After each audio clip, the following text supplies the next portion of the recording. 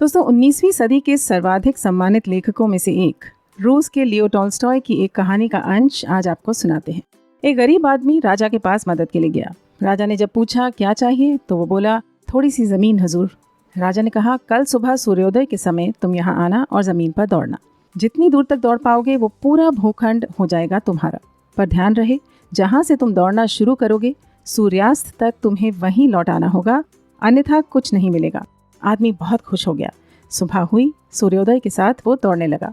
दौड़ता रहा, सोचता रहा थोड़ा और, एक बार की मेहनत है, फिर पूरी जिंदगी आराम।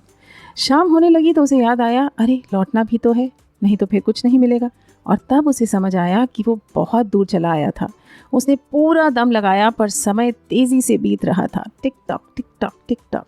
कुछ देर बाद वो थक कर गिर गया। जहाँ से शुरू किया था उससे कुछ दूर पहले ही उसके प्राण निकल गए।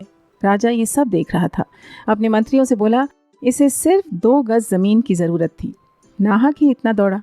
तो दोस्तों, अब ज़रा उस आदमी की जगह हम खुद को रख कर कल्पना करें तो कहीं हम भी वही भारी भूल तो नहीं कर रहे जो उसने की। हमारी ज़रूरतें तो सीमित होती हैं पर चाहतें अनंत होती हैं। हम ये नहीं कह रहे कि चाहतों का पीछा नहीं करना चाहिए, अवश्य करना चाहिए, पर कभी कभी चाहतों के मोह में हम लौटने की तैयारी ही नहीं करते, और जब करते हैं तो बहुत देर हो चुकी होती है। तब तक हमारे पास कुछ खास बचता नहीं है, न समय और न उन चाहतों का मज़ा लेने की सेहत और हिम्मत। चक्रव्यूह भेदने वाला अभिमन्यु भी लौटना नहीं जानता था। कहीं हम सब अभिमन्यु ही तो नहीं। अब अभिमन्यु तो मालूम है ना कौन था? जिन्हें मालूम है बाकी दर्शकों के लिए कमेंट्स में लिख दीजिए। सोचने के लिए होमवर्क दे दिया है हमने आप सबको। कहानी और उसका भाव पसंद आया हो तो शेयर कर दीजिएगा उन सब के साथ जो दौड़ते जा रहे हैं बिना पीछे मुड़े।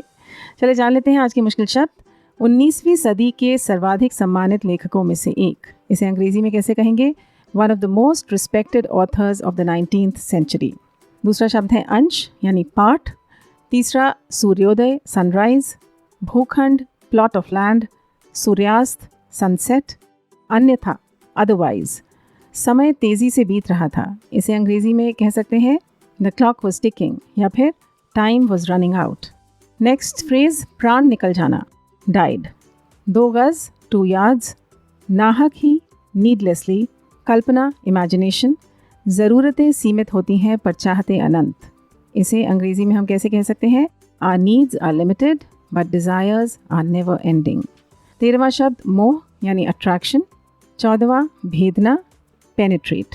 बताइए कितने नए शब्द सीखे? लिख दीजिए सभी नए शब्दों को कमेंट्स में जिससे वे अच्छे से याद हो जाएं आपको। हम आपसे मिलते हैं कल। तब तक स्वस्थ रहें, मस्त रहें, सुविचार को सुनते रहें and have a great day.